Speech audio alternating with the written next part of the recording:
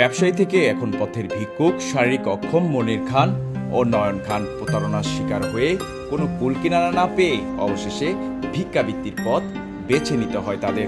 কোনো মানুষ চায় না যে মানুষ 10 জনের কথা শুনে 2 টাকার জন্য রোদে পুরে বৃষ্টিতে ভিজে 2 টাকার জন্য মানুষ চায় না যে রাস্তায় কেউ না কেউ চায় যে ভালোভাবে জীবনযাপন করি। কমলাপুর রেলওয়ে স্টেশনের ফুটওভার ব্রিজের নিচে বসে থাকা দুই ভাই জন্ম থেকেই শারীরিকভাবে অক্ষম। তারপরও জীবন সংগ্রামে থেমে না গিয়ে 2003 সালে মাত্র 14 টাকার মূলধন নিয়ে পশু খাদ্যের ব্যবসা শুরু করেছিলেন মনির খান, নয়ন খান। খুচরা ও পাইকারি বিক্রির পাশাপাশি মুদি দোকান চালিয়ে ব্যবসার মূলধন দাঁড়ায় 6 থেকে 7 লাখ টাকা। সে সময় ব্যবসা আরও বড় করার স্বপ্ন দেখতে শুরু করেন দুই ভাই। গ্রামের বাড়িতে যখন ব্যবসা করছি তখন গরুর খাবার, কুড়া ভুসি, ফিড এসব। পরবর্তীতে যখন ঢাকায় ব্যবসা করলাম তখন ব্যবসা করছি ভ্যান, রিক্সার পার্টসপাতি আর মুদিখানার দোকান।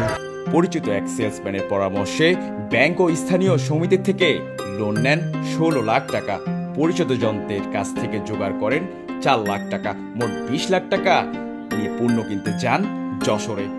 সেদিন ঘটে বড় এক দুর্ঘটনা। যশোরে খাবারের হোটেলে বসিয়ে রেখে মাল কিনতে যাওয়ার কথা বলে 20 লাখ টাকা নিয়ে উধাও হয়ে যায় সেই সেলসম্যান। প্রতারণার শিকার হওয়া দুই ভাই দোকানের মালামাল বিক্রি করে শোধ করেন কিছু ঋণ, কিন্তু বাকি ঋণের চাপে 2013 সালে ঢাকায় যান আর বেছে নেন ভিক্ষাবৃত্তির পথ। 2003 সাল থেকে 2013 সাল পর্যন্ত ব্যবসা করছি। ব্যবসার টাকা একজন আমার টাকা মাইরে দেয় ব্যাংকের ঋণ থাকার কারণে আমি ফুটওভার ব্রিজে, কারণ সে যদি টাকাটা না মারতো তাহলে আমি এখন বড় ব্যবসায় ছিলাম। তারপরও আমি ঢাকায়ও এই কাজ করার পাশাপাশি কিছু টাকা জমায়ে ঢাকায় একটা ব্যবসা ধরছিলাম। আমি সেই জায়গায় আমি 12 লক্ষ টাকা ধরা গেলাম এই 2025 সালে 24 সালে ফেব্রুয়ারিতে। সেই দোকানপাট ছেড়ে দিয়ে এখন আমি আবার ফিরে জায়গায় অন্যের দায়া দাক্ষিণ্যে চলে তাদের সংসার, সেই সাথে শোধ করতে হচ্ছে ঋণের টাকাও। দুই ভাই নয়ন খান ও মনির খান ফরিদপুর জেলার সদর উপজেলার হারকান্দি গ্রামের বাসিন্দা।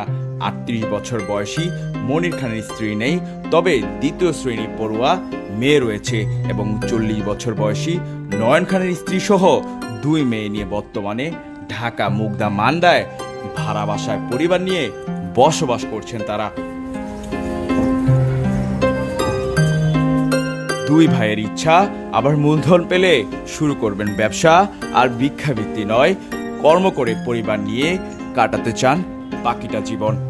10-এর লাঠি 1-এর বোঝা, কারণ 10 জনে মিলে যদি আমাদের কিছু সহযোগিতা করে এমন কিছু অ্যামাউন্ট যে আমাদের আজীবন আর এই রাস্তায় নামা লাগবো না। আমাদের অনেক শখ ব্যবসা করে অনেক টাকা পয়সা নাড়া।